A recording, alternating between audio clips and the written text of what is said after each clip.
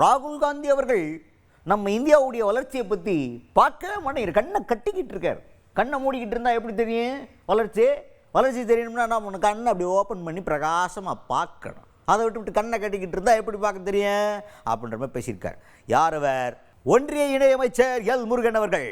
அவர் தான் குல்லாலாம் போட்டுன்னு மாறு வேஷத்தில் இருக்கா மாதிரியா இருக்கிறாரு. என்ன வேட்ரு தெரில. அந்த குல்லாவோட கதையை ஒரு நாள் கேட்கணும் அவர்கிட்ட. என்ன சார் தொப்பி கிப்பிலாம் வச்சுன்னு வேறு மாதிரி ஒரு காஸ்டியூமில் இருக்கிறீங்களே அப்படின்ற மாதிரி கேட்டால் அதுக்கு சுவாரஸ்யமான கதை இருக்குன்னு நம்புகிறோம். சரி, ரைட்டு. அது ஏன்னா நமக்கு இன்னும் அந்த செய்தி சேரலை, அதனால் வேறு ஒன்றும் கிடையாது. இப்போ அவர்கிட்ட என்ன கேட்டாங்கன்னா, ராகுல் காந்தி அவர்கள் இந்தியாவில் ஒரு வளர்ச்சி இல்லை, பாஜக ஆட்சியில் ஒன்றுமே உருப்படியாக நடக்கவே இல்லை அப்படின்னு பேசிக்கிட்டு இருக்காரு. அந்த லெவலில் ஒன்று கருத்தெல்லாம் பேசுகிறாரு அப்படின்னு கேட்டால் அதுக்கு எல்முருகன் அவர்கள் எப்படி ரியாக்ட் பண்ணுறாருன்னா, ராகுல் காந்தி அவர்கள் கண்ணை மூடிக்கிட்டு இருக்காரு. கண்ணை திறந்து பார்த்தா தான் வளர்ச்சி எல்லாம் தெரியும் அப்படின்னு சொல்கிறாரு. என்னெல்லாம் வளர்ந்துருக்கு அப்படின்னு சொல்கிறாருன்னா, நேஷ்னல் ஹைவேஸ் வளர்ந்துருக்கு, போர்ட் துறைமுகங்கள் வளர்ந்துருக்கு அப்படின்னு சொன்னார். சரி, போர்ட்டு அப்படிங்கிறதெல்லாம் கூட சரி புதுசாக கட்டுறோம், அதிலே குற்றச்சாட்டு இருக்குது. டாப்பா எல்லாம் ப்ரைவேட் கம்பெனிக்கு ஃபேவராக கட்டிக்கிட்டு இருக்க மாதிரி இருக்கு அப்படின்ற மாதிரிலாம் ஊருக்குள்ள ஒரு பேச்சு போயிட்டுருக்கு. அது விமர்சனங்களுக்கு உள்ளாக்கப்பட்டுருக்கு. அது ஒன்று. நேஷ்னல் ஹைவேஸ் சூப்பராக இருக்குது அப்படின்னு போடுறாரு. நேஷ்னல் ஹைவேஸில் போயிருக்கவங்களுக்கு தெரிஞ்சிருக்கான் எந்த அளவுக்கு சூப்பராக இருக்குது. டோலில் நம்ம டோல் காசு கட்டையில் வயிறு அடி கப்பா கப்பா கப்பா கப்பான்னு ஒரு எரிச்சல் வரும்ல, அந்த மாதிரி எரிச்சல்லாம் யாருக்காவது இருந்துச்சுன்னா அந்த பாயிண்டெல்லாம் நோட் பண்ணி வச்சுக்கோங்க. ஹைவேஸ் பயங்கரமாக national highways is so good, இந்தியாவோட டெவலப்மெண்ட்டுக்கு அதெல்லாம் சாட்சியாக நின்றுருக்கு அப்படின்னு எல்முருகன் அவர்கள் பேசியிருக்காரு. அப்புறம் சிந்தூர் ஆப்ரேஷன், இந்த ஆப்ரேஷன் பற்றி ஒரு கருத்து சொல்லியிருக்காரு. இது பயங்கரமான ஒரு பதிலடி. உலக நாடுகளுக்கு இந்தியா யாருன்னு காட்டினது.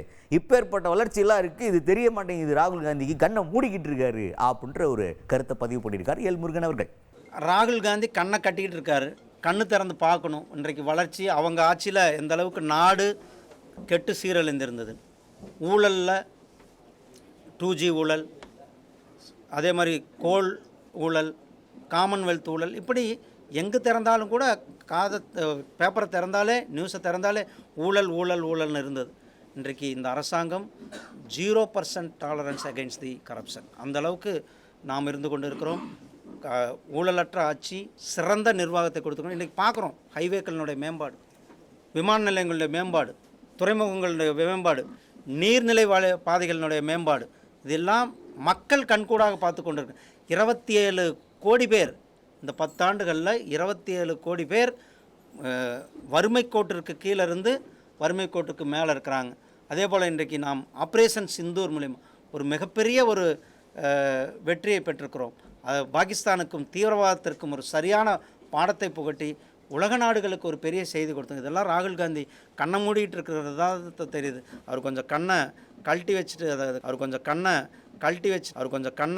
கழட்டி வச்சுட்டு அதை கண்ணை திறந்து பார்த்தா தான் தெரியும் இந்த நாட்டினுடைய வளர்ச்சியினுடைய வேகம் என்ன. அதுக்கடுத்துதான் பாமக பாஜகவோட கூட்டணி சேர்றதுக்கான வாய்ப்பு இருக்குதா, பலமாகுமா அப்படின்ற மாதிரி ஒரு கேள்வி கேட்டாங்க.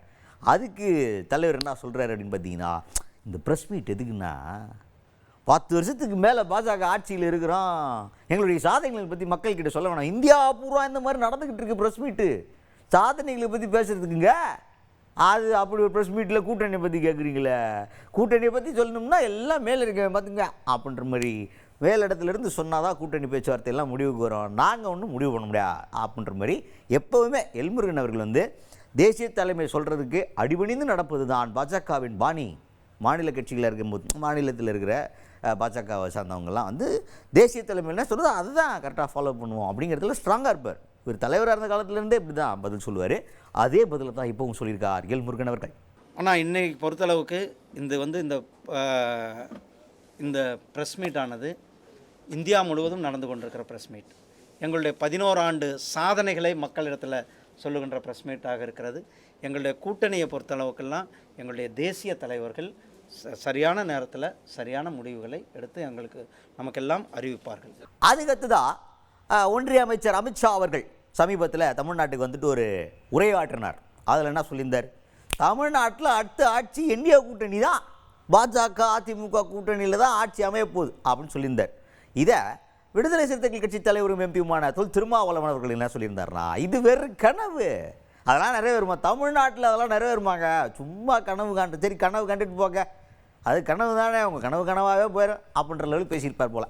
இதை கேள்வியாக கேட்குறேன். அதுக்கு எல்முருகன் அவர்கள் என்ன சொல்கிறாரா, எங்கள் கூட்டணியை பற்றிலாம் நீங்கள் பேச வேணாம், திருமாவளவன் அவர்களே கன்ஃபியூஷனில் இருக்கார், டபுள் மைண்டடாக இருக்கார். காரணம் என்ன தெரியுமா, அவங்களுடைய இண்டி கூட்டணி, ஏன்னா அவங்கெல்லாம் அப்படி தான் சொல்லுவாங்க, இந்தியா கூட்டணி அப்படின்னு சொல்ல மாட்டாங்க, இண்டி கூட்டணி தோல்வி தான் நிச்சயம் அப்படின்னு சொல்லிட்டு திருமாவளவன் அவர்களுக்கே தெரியும். அந்த பயத்தில் தான் இப்பெல்லாம் பேசிக்கிட்டு இருக்காரு. என்ன பண்ணுறது, வேறு கூட்டணிக்கு போயிடலாமா அப்படின்ற கன்ஃபியூஷனில் தான் இந்த மாதிரி கருத்துக்களை எல்லாம் பேசி கொண்டிருக்கிறார் அப்படின்னு ஒரு பதிலை சொல்லியிருக்காரு எல்முருகன் அவர்கள். அது என்னென்னா, நீங்கள் எப்படி ஜெயிப்பீங்க அப்படின்னு கேட்டது. பாஜகவும் அதிமுகவும் ஒரு கூட்டணி வச்சுருக்கீங்க, நீங்கள் எப்படி ஜெயிப்பீங்க அப்படின்னு கேட்டால், நாங்கள் ஜெயிக்கிறதில்ல, அவங்க தோற்றுருவாங்க அப்படின்ற மாதிரி மற்ற விநாசமாக போகிறதுலே சந்தோஷப்படுற மாதிரி ஒரு பதிலாகத்தான் இது பார்க்கப்படுகிறது. 2026 சட்டமன்ற தேர்தலில் மிகப்பெரிய ஒரு வரலாற்று சிறப்புமிக்க வெற்றியை தேசிய ஜனநாயக கூட்டணி பெறப்போகிறது. திருமாவளவனுடைய அவர் என்ன, அவங்களோட கூட்டணியே சலசலத்து போயிருக்கிறது. அவரே அந்த கூட்டணியில் இருப்பாரா இல்லையான்னு தெரியல. அவரே டபுள் மைண்டில் இருக்கார். இன்றைக்கி இந்த கூட்டணிக்கு போகலாமா அல்லது வேறு யார் கூடயாவது போகலாமா, ஏன்னா அவருக்கு தெரியும் இந்த அவர்களுடைய கூட்டணி, அதாவது இண்டி கூட்டணி மிகப்பெரிய தோல்வி அடையும் என்பது அவருக்கு நல்லாவே தெரியும். அதனால தான் அவர் நம்ம வேறு கூட்டணி மாறலாமா அல்லது வேறு யார்கிட்டையாவது போகலாமா என்ற ஒரு தடுமாற்றத்தோடு